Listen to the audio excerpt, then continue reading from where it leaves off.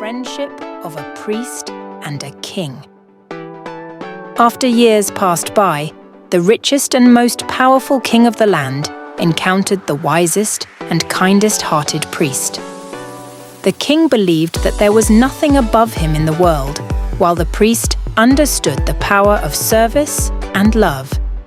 One day, the king and the priest crossed paths in the country's orchard.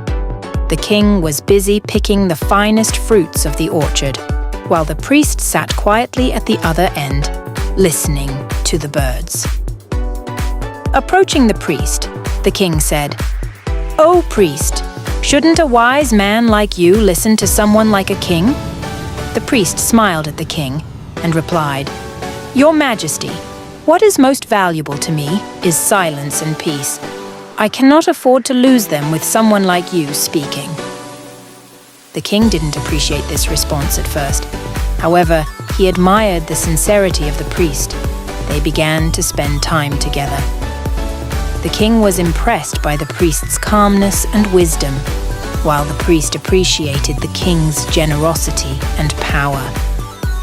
Over time, a deep friendship developed between the king and the priest. They learned from each other's different talents and experiences. The king listened to the priest's teachings and became a fairer and more loving leader to his kingdom. The priest also used the king's power to help those in need. And so, the friendship between a priest and a king brought peace and happiness to their kingdom. People brought together the king's power and the priest's wisdom to create a better world.